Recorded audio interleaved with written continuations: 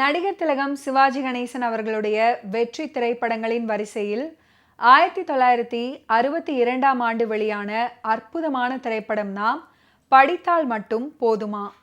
சிவாஜி அவர்களும் சாவித்ரி அவர்களும் ஜோடியாக நடிக்காவிட்டாலும் மறக்க முடியாத 100 நாள் படமாக அமைந்தது படித்தால் மட்டும் போதுமா.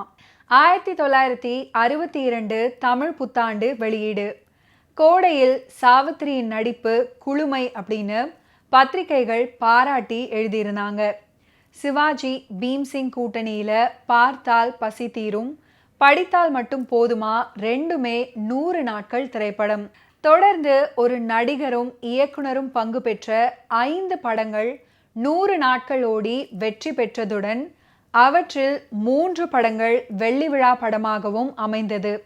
இந்த சாதனையை இதுவரை வேறு யாரும் முறியடிக்கவில்லை அப்படின்றது கூடுதல் சுவாரஸ்யமான ஒரு செய்தி.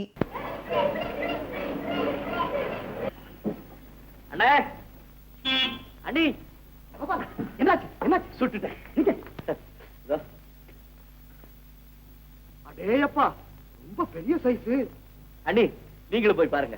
ஐயோ எனக்கு பயமா இருக்கு, நான் மாட்டேன். செத்து போச்சு, சும்மா பாருங்க.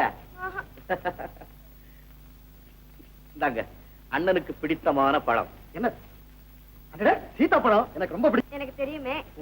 உனக்கு எப்படி தெரியும்? உங்க தம்பி தான் சொன்னாரு. அதான பார்த்தேன். சரி நான் போயிட்டு வரேன். எங்கடா போற? டிஃபன் சாப்பிட்டு போலாமா? நமக்கு ரொம்ப டயர்டா இருக்கு, ராத்திரி எல்லாம் தூக்கம் இல்ல. பரவாயில்ல வாங்க. எலை கொண்டுட்டு போய் உரிச்சு போடுங்கடா.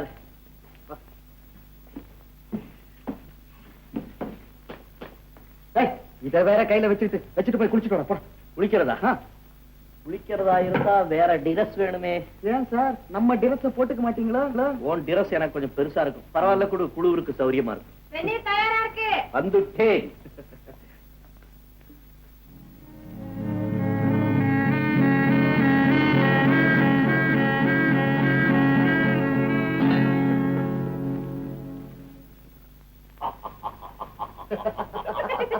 நல்லா இருக்கு. சோளக்காட்டுல காவலுக்காக வச்சிருப்பாங்களே பொம்மை. அண்ணா சட்டை எவ்வளவு கரெக்டா இருக்கு நமக்கு. ஆமா ஆமா, உங்க அண்ணன் சாப்பிடாம உங்களுக்காக காத்துக்கிட்டு இருக்காங்க, சாப்பிடுங்க. ஏன் ரொம்ப உரப்பா? யார் செஞ்சாங்க? ஏன் நான் தான். உங்களுக்கு என்ன பிடிக்கும்னு எனக்கு தெரியல. என்ன வேணும் சொல்லுங்க, ஒரு நிமிஷத்துல கொண்டு வந்தேன். இப்ப நான் சாப்பிட்டதுதான் எனக்கு பிடிக்கும், அதுதான் நல்லா இருக்கு. அது யாரு செஞ்சான்னு கேட்டேன். நல்ல வேலை உங்க அண்ணி மூர்ச்சியாகாம இருந்தாலே அதுவே போதும். சீதா வாங்கத்தே. வாங்கம்மா. ஏப்பா நீ இங்கேயா இருக்க? எப்ப வந்த? அவன் ரொம்ப நாள் ஆச்சே. ஏமா? ஒண்ணு இல்லப்பா, நேத்து சாயந்தரம் வேட்டைக்கு போனவன் விடிஞ்சு இவ்வளவு நேரம் ஆகி இன்னும் வர காணோமே, உன்னையாவது அனுப்பிச்சு பாத்துட்டு வர சொல்லலாம்னு வந்தேன். என்ன சின்ன பிள்ளை? உட்காருங்க அத்தை, நீங்களும் சாப்பிடுங்க. இருக்கட்டும்மா, என் பிள்ளைகளுக்கு நீ பரிமாற அழகு நான் பாக்குறதே போதும். அம்மா அண்ணியோட சமையல நீ சாப்பிடலையே, சாப்பிட்டு பாரு. உன் சமையலோட நல்லா இருக்கு. நல்லா இருக்கு. சரிதான், இனிமே சாப்பாட்டுக்கு இங்கே வந்துருவே போல இருக்கு. ஆமா ஏன்பா புளிய சுட்டுட்டியா? ஒற்றை அடி தலை. ஐயோ தலை அடி அடிச்சாச்சு. அண்ணா இன்னொரு சமாச்சாரம் இல்ல. நான் புளிய சுட்டதுக்கும் நம்ம 2 பேரும் கல்யாணத்துக்குமா சேர்த்து நம்ம பண்ணை ஆளுங்க காட்டுல ஒரு விருந்து வச்சிருக்காங்க. நாளைக்கு நாம இங்க போகணும். ஓஎஸ் அப்படியே சீதாவரம் எஸ்டேட்ட பார்த்தா போல இருக்கும். இந்த சமயத்துல தங்கச்சி மீனாவும் இங்க இருந்தா எவ்வளவு நல்லா இருந்திருக்கும். ஆமா, எம்.ஆர். ராதா இல்லாத படமே இல்லை அப்படின்றது போல இந்த படத்திலையும் அவர் இருக்கிறாரு.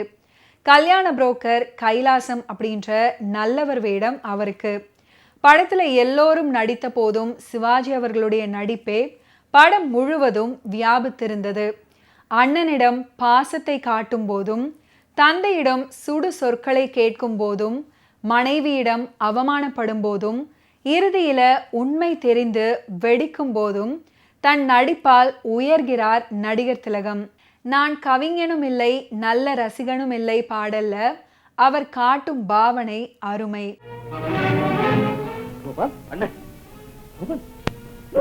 என்னடா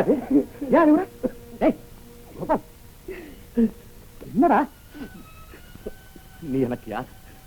ஏன் அப்படி கேக்குற? கேட்டதுக்கு பதில் சொல்லு. நீ எனக்கு யார்? உன்னுடைய அண்ணன். உன் மேல நான் உயிரையே வச்சிருக்கேன்னு உனக்கு தெரியுமில்ல? ஆமா.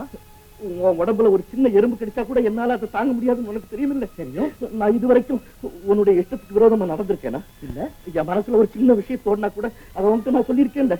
உன்னை பத்தி நான் கெட்ட விதமா பேசினேன் எழுதுனேன்னு யாராவது சொன்னா நீ நம்புவியா?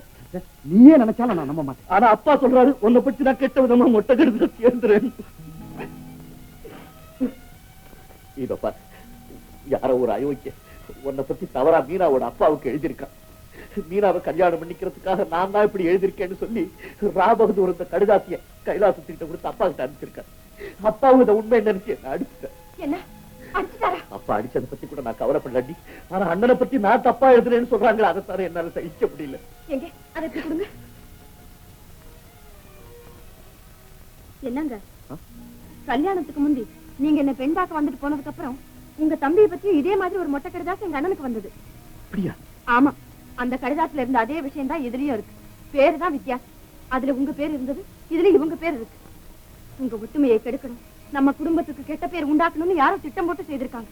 அப்படிப்பட்ட ஆளுங்க யாரும் நம்ம ஊர்ல இருக்கிறதா தெரியலையே. சும்மா இருந்த இதெல்லாம் உனக்கு விளங்காது. வெளுத்ததெல்லாம் பாலுன்னு நினைக்கிற நீ. அண்ணி அந்த லெட்டர் கொண்டாங்க. கோபால், அந்த லெட்டர் கொடு. அது என்கிட்டயே இருக்கட்டும். இல்ல இல்ல, என்கிட்டயே இருக்கட்டும். இதை எழுதுனது யாருன்னு கண்டுபிடிச்சு அப்பாவுக்கு முன்னால அந்த அயோக்கிய பையனை தூள்ல கட்டி வச்சு நான் பட்டய கலப்புல என் பேரை மாத்துறேன். நடிகர் திலகம் சிவாஜி கணேசன் இயக்குனர் பீம்சிங் கூட்டில் 1962ஆம் ஆண்டு 4 திரைப்படங்கள் வெளிவந்தன. அவ்வாறு வெளிவந்த படங்களுள் 3 படங்கள் வெற்றி கண்டன. அதுல ஒண்ணுதான் படித்தால் மட்டும் போதுமா. சிவாஜி அவர்களுடைய ஆடை அமைப்பாளராக பணியாற்றியவர் பி ராமகிருஷ்ணன். இவருக்கு பட தயாரிப்பாளராகும் அதிர்ஷ்டம் சிவாஜி அவர்கள் மூலம் கிட்டியது. சிவாஜி அவர்களின் நிதியுதவி மூலம் உருவான இந்த படத்தை இயக்கும் வாய்ப்பு பீம்சிங்கிற்கு கிடைத்தது. பொதுவாகவே இவர் இயக்கும் படங்கள்ல 2 ஹீரோக்கள் காணப்படுவார்கள். பெரும்பாலும் அது சிவாஜி ஜெமினியாகவே அமையும். அந்த அடிப்படையில இந்த படத்துக்கும் சிவாஜி அவர்களுடன் நடிப்பதற்கு ஜெமினியை அணுகினார்கள். ஆனால் படத்தின் கதையை கேட்ட ஜெமினி அவர்கள் அதில் நடிப்பதற்கு மறுத்துவிட்டார். நீங்களா? ஏன் நீ பயந்துட்டீங்களா? ஆமா, துப்பாக்கியை பார்த்துதான். எதுக்கு இதெல்லாம்? நான் புலி வேட்டைக்கு போறேன், உங்ககிட்ட சொல்லிட்டு போலான்னு வந்தேன். புலி வேட்டைக்கா? ஆமா. இருட்டாக போகுதே. இந்த நேரம் தான் வேட்டைக்கு சௌரியம். மிருகங்களை பார்த்தா உங்களுக்கு பயமா இருக்காதா? எனக்கு சின்ன பிள்ளையில இருந்து இதெல்லாம் பழகி போச்சு. அண்ணி, நீங்க ஒரு நாளைக்கு அண்ணன் கூட வேட்டைக்கு வரீங்களா? நான் மிருகங்களை எல்லாம் காட்டுறேன். ஐயோ, நான் மாட்டேன். எனக்கு பயமா இருக்கும். பாக்குறதுக்கு முன்னால அப்படித்தான் இருக்கும், அப்புறம் பயம் தெளிஞ்சு போயிடும். ஆமா, அண்ணன் எங்க? வாசகசாலைக்கு போயிருக்காங்க. ஏன், அவங்க கூட வேட்டையாடுவாங்களா? அண்ணன் பயந்தாங்களே, துப்பாக்கி கூட பிடிக்க தெரியாது. ஆமா, நீங்க எப்ப திரும்பி வருவீங்க? நீங்க காலையில வந்துருவேன். ராத்திரி புறம் காட்டுலயேவா இருப்பீங்க? துணைக்கு இதோ அண்ணி, நான் வரும்போது காட்டு தோட்டம் வழியா தான் வருவேன். உங்களுக்கு எந்த பழம் ரொம்ப பிடிக்கும் சொல்லுங்க, நான் கொண்டுட்டு வரேன். உங்க அண்ணனுக்கு எந்த பழம் பிடிக்குமோ அதை கொண்டு வாங்க. அண்ணனுக்கு உங்க பேர் கொண்ட பழம் தான் பிடிக்கும். என் பேர் கொண்ட பழமா? ஓஹோ, சீதா பழமா? ஏன் அந்த பேரை நீங்க சொல்ல மாட்டீங்களா? இல்ல, நான் முன்னால சொல்லிட்டு இருந்தேன். அண்ணன் கல்யாணத்துக்கு அப்புறம் அந்த பேரை நான் சொல்றது இல்ல. இருங்க, காஃபி கொண்டாரு. பலாரம் ஏதாவது சாப்பிடுறீங்களா? காபி மட்டும் போதும்.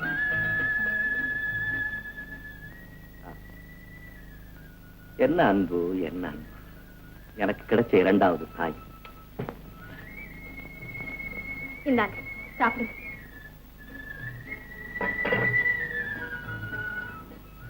அண்ணன் வந்து நான் வேட்டைக்கு போயிருக்கிறதா சொல்லிருந்தேன். ஜாக்கிரதையா போயிட்டு வாங்க. படித்தால் மட்டும் போதுமா திரைப்படத்தில் இடம் பிடித்திருக்கக்கூடிய ஒரு ஃபென்டாஸ்டிக்கான வெற்றி பாடல் தான் நான் கவிஞனும் இல்லை அப்படின்னு தொடங்கக்கூடிய பாடல். குடும்ப பிரச்சனை நாளுக்கு நாள் பெரிதாகி கொண்டே இருக்கும். இந்த சமயத்துல இந்த பாடல் வரும். சிவாஜி அவர்கள் தன் நிலையை விளக்கி தன்னை வெறுத்து ஒதுக்கும் மனைவியிடம் பாடும் பாடல். இந்த பாடலை TM சௌந்தரராஜன் அவர்கள் அற்புதமாக பாடியிருப்பாரு. பாடலுக்கு உண்டான வரிகளை கண்ணதாசன் அவர்கள் எழுதியிருப்பாரு. நான் கவிஞனும் இல்லை, நல்ல ரசிகனும் இல்லை. நான் கவிஞனும் இல்லை, நல்ல ரசிகனும் இல்லை. காதலெனும் ஆசையில்லா பொம்மையும் இல்லை. நான் கவிஞனும் இல்லை, நல்ல ரசிகனும் இல்லை. காதலெனும் ஆசையில்லா பொம்மையும் இல்லை.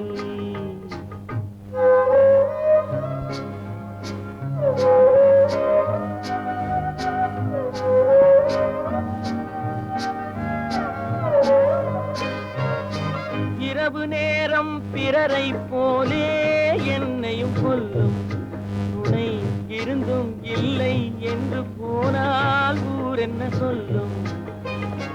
இரவு நேரம் பிறரை போலே என்னையும் கொல்லும். துணை இருந்தும் இல்லை என்று போனால் ஊர் என்ன சொல்லும்? ஆஹா, ஓஹோ,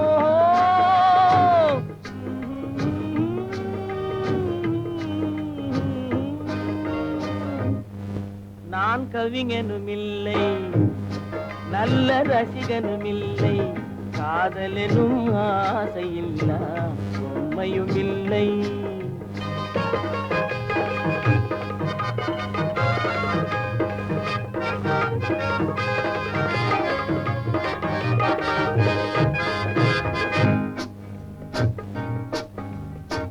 அன்பே ஆருயிரே இன்பமே இனியவளே, பண்போடு அன்போடு படியேறி வந்தவளே, பார்த்து பார்த்து மயங்க வைத்து காத்து காத்து நிற்க வைத்த கண்ணே, உன்மேல் பாட்டு பாட பாட்டு பாட. நான் கவிஞனும் இல்லை, நல்ல ரசிகனும் இல்லை, காதலெனும் ஆசையில்லா உண்மையும் இல்லை.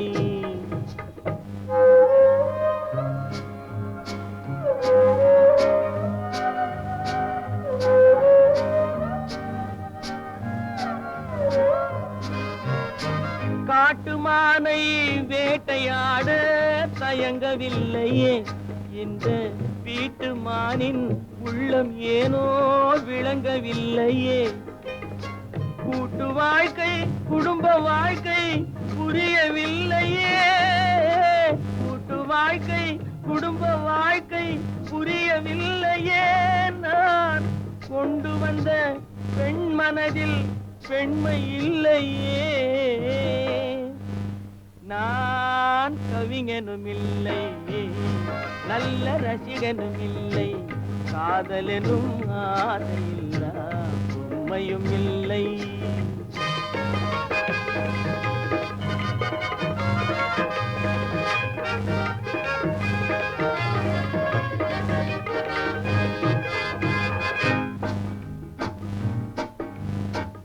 நான் அழுதால் சிரிக்கிறாள், சிரித்தால் அழுகிறாள், கொஞ்சினால் ஒதுக்கிறாள், கெஞ்சினால் மிதிக்கிறாள்.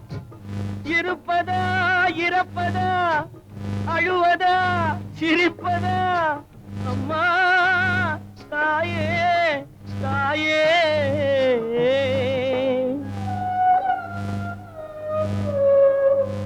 விஸ்வநாதன், ராமமூர்த்தி, கண்ணதாசன் வெற்றி இணைவு இந்த படத்திலையும் தொடர்ந்தது. பொன்னொன்று கண்டேன் பெண்ணங்கு இல்லை பாடல் TMS PB ஸ்ரீனிவாஸ் குரல்ல ரசிகர்களை வசியம் செய்தது. அதேபோல் நல்லவன் எனக்கு நானே நல்லவன், ஓ மனிதர்களே ஓடுவதெங்கே சொல்லுங்கள், காலம் செய்த கோமாளித்தனத்தில் உலகம் பிறந்தது பாடல்கள் இனிமையாக ஒலித்தன. அண்ணன் காட்டிய வழியம்மா இது அன்பால் விளைந்த பழியம்மா பாடல் ரசிகர்களை உருக்கியது. கவிஞர் மாயவநாதன் இயற்றிய தன்னிலவு தேனிறைக்க பாடல் சுசிலாவின் குரல்ல மனதை வருடியது. G. விட்டல்ராவ் அவர்கள் படத்தை ஒளிப்பதிவு செய்ய பால் துரைசிங்கம் படத்தொகுப்பை கவனித்துக் கொண்டார்.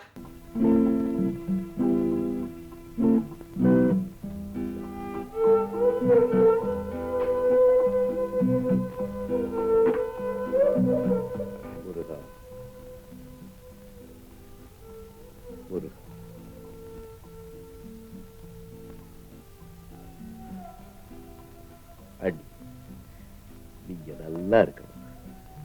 உங்களுக்கு ஒரு குறைவும் வராது, கவலைப்படாதீங்க.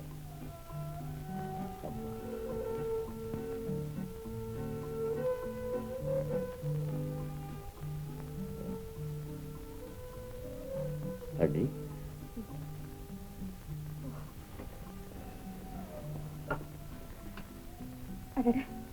மருந்து தீர்ந்து போச்சு. என் வியாதியும் தீர்ந்து போச்சு. இனிமே எனக்கு மருந்து வேண்டாம். ஏன் எப்படி பாக்குறீங்க? ஒண்ணு இல்லை, உங்களை பார்க்கும்போது என் மனசுக்கு கஷ்டமா இருக்கு. ஒரு வார காய்ச்சல் நீங்க ரொம்ப மாறிட்டீங்க. இல்லை, நீங்க தான் ரொம்ப மாறி போயிட்டீங்க. ஒரு வாரமா சரியான சாப்பாடு இல்லாம ராப்பகலா கண்ணு முடிச்சிருக்கீங்கன்னு உங்க முகத்தை பார்க்கும் போதே தெரியும். கோபால், உன் உடம்பு நல்ல குணமாயிடுச்சுப்பா. எல்லாம் அண்ணியோட தயவு.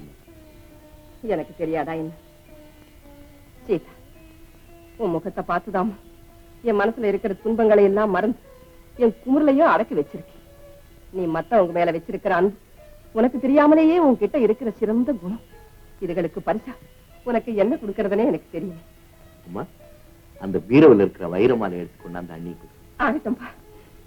அதெல்லாம் எனக்கு எதுக்கு? மறுக்காது.